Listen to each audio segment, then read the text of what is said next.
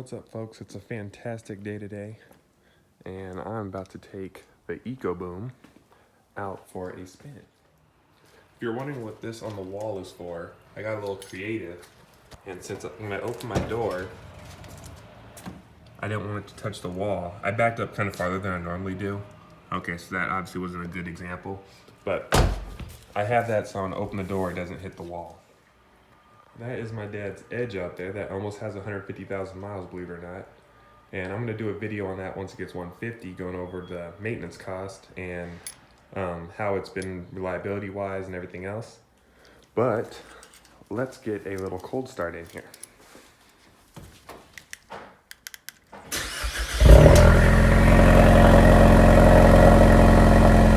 Pretty loud when it's in this little garage. All right, folks. Well, I hope you guys are having a great day.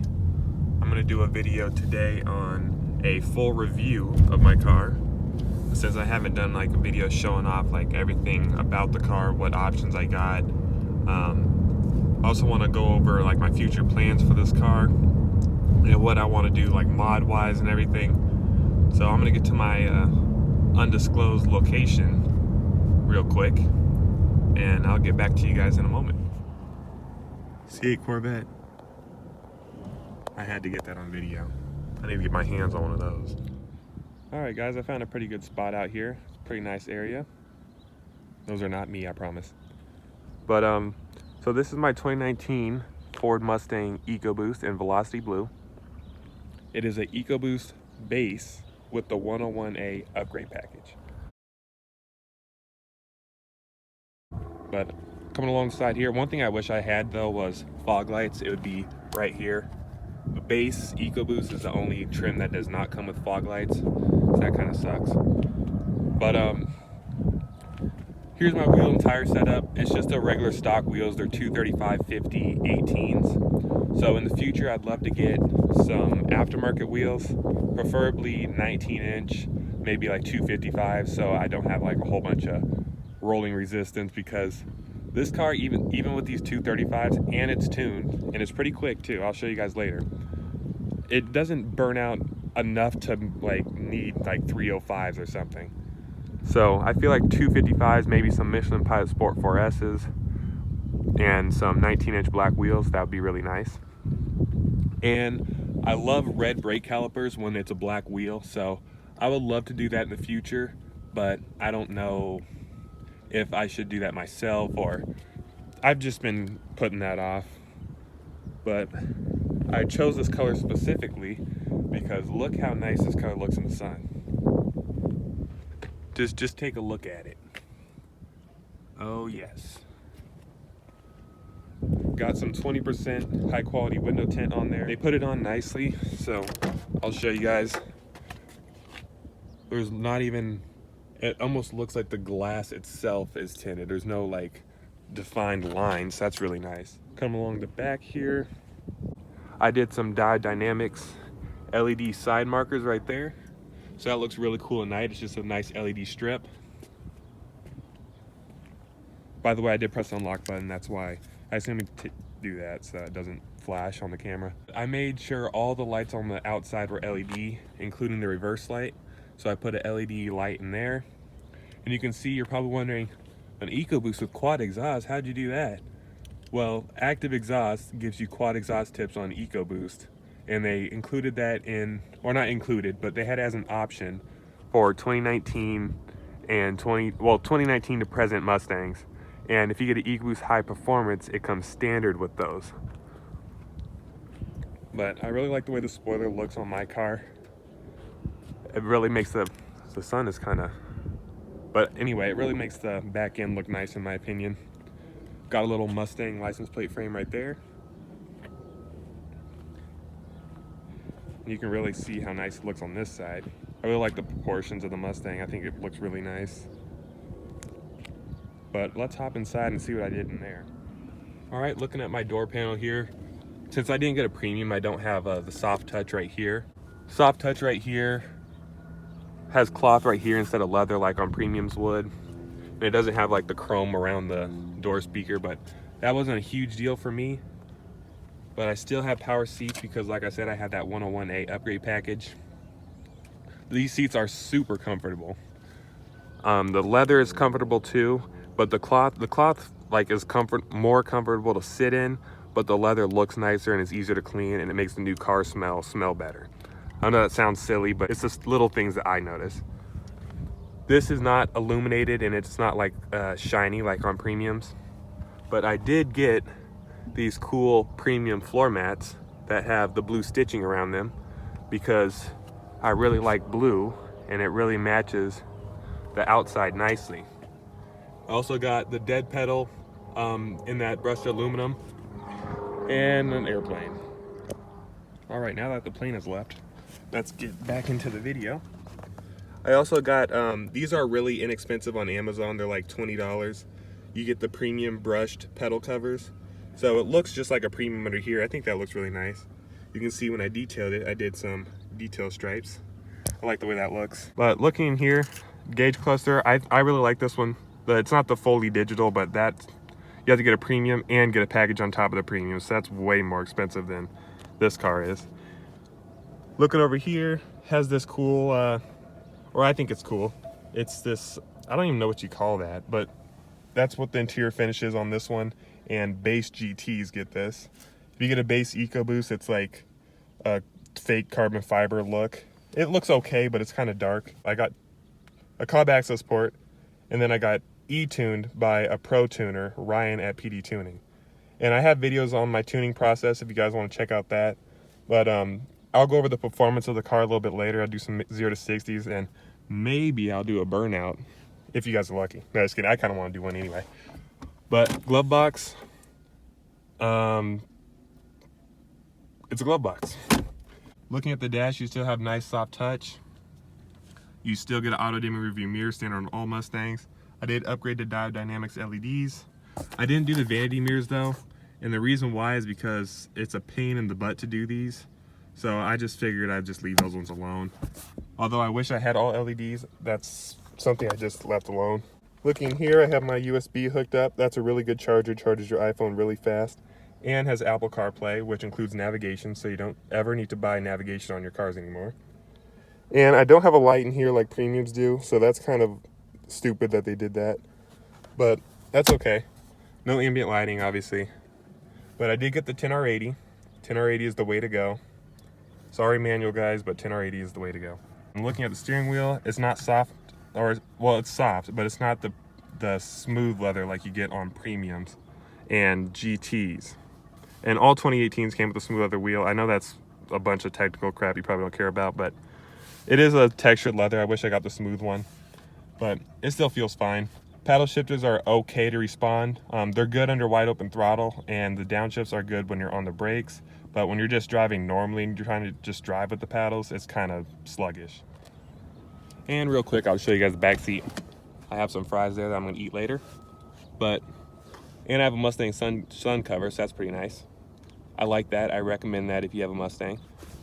But not much room back here, but I actually like having the back seat close to the front, because if I ever have anything that I don't want to put in the trunk, I could just sit it right here, and it's really easy to grab. And when you pull this up, it remembers your seat, where you had the backrest, so you just put it back and it's back to where you had it. So I really love the way the Mustang interior is designed. I am looking forward to the next generation Mustang to see what they do, but the way this is designed is really nice. But I would like to see a 10-inch or a 12-inch screen. That'd be kind of cool. All right, looking at the trunk, it has plenty of room for a sports car, to be completely honest with you. I have some microfiber towels over there, and this one did come with the spare wheel and tire option. I have yet to use that, but I do keep it pumped up with air. I don't let it run flat. But yep, that's just the trunk. Now let's pop the engine, or pop the hood, not pop the engine. We don't want to do that. I drive on the highway to work, and I have a really ugly rock chip right here that I actually recorded on my dash cam when I got that. So that kind of sucks, but what can you say? It is my daily driver, and I do drive on the highway to go to work, so I do get little peck marks here and there. And just looking over here, I see a giraffe. And I upgraded to some hood struts because I do not like the prop rod. And sorry, it is a little bit dirty in here. When I detailed the car, I forgot to do the engine bay. I got an oil catch can right here, so I empty that out after every oil change. I do every oil change every 5,000 miles with full synthetic, more planes. But other than my little oil catch can, hood struts, and I do have a K&N filter in here, the engine is completely stock, no cold air intake or anything like that. Stock turbo, everything. So I like that there's a lot of room to work around the engine if you ever need to, but hopefully I don't ever need to. And coming along the side here, I forgot to mention, these are what the tires look like after I'm almost at 24,000 miles, and I did just rotate them. So these tires have a lot of tread left in them, so I'm really impressed so far. Let's check out the back. These were the ones that were previously on the front. But yeah, not bad at all. Hopefully it doesn't get too worn down when we do our burnout later. All right guys, since I don't have a very professional setup or anything, I'm just gonna lay the phone on that sidewalk over there, and I'll give you guys some exhaust clips.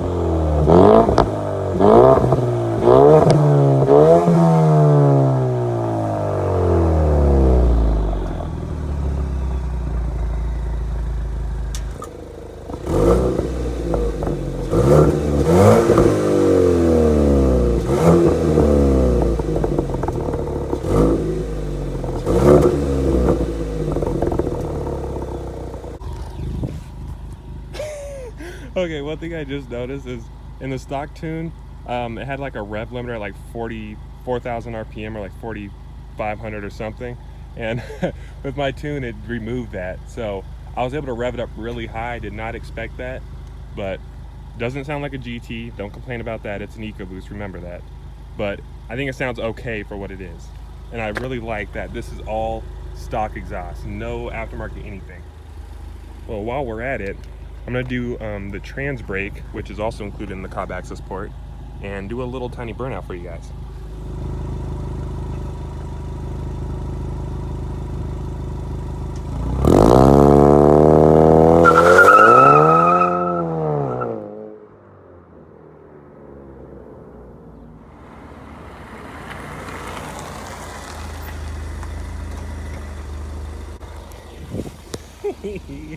I hope you guys enjoyed that little burnout.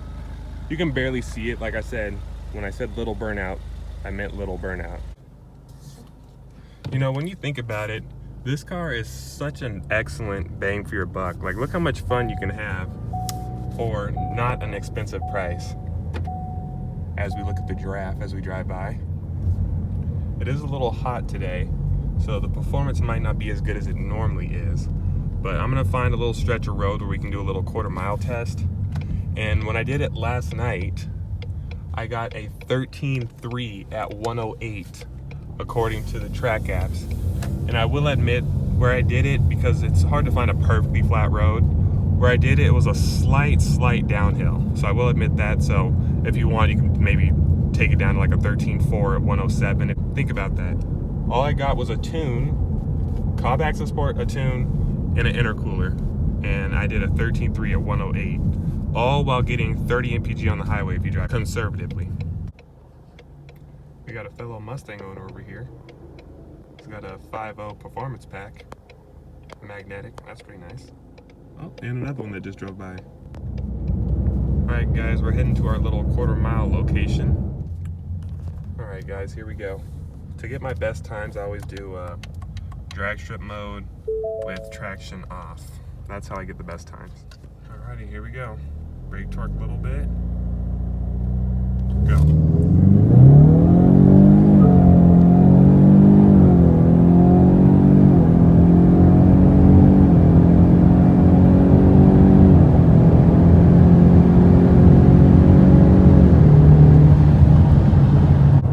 Okay, I didn't even see that because I was focusing on the road, but I'm gonna check the results. Alright guys, let's see what we got. Acceleration timer, 13.4 at 106. Huh. See what our 0 to 60 was. 5 seconds flat. Okay, that's not bad. But my best time, which I'll show you guys here, my best time was, it was actually a 13.3 at 108. But before doing the 13.3 at 108, I did a 13.2 at 107. It just takes the best of both times. But I like a higher trap speed, so I'd rather say 13.3 at 108. And then my best 0 to 60 was 4.9. So to be honest, that is very impressive for a little turbo 4-cylinder Mustang. When I did those runs, it was a lot cooler outside. But anyway, I hope you guys enjoyed my little review of my own car and little performance tests. Please like and subscribe, and I'll see you guys in the next video. There we go.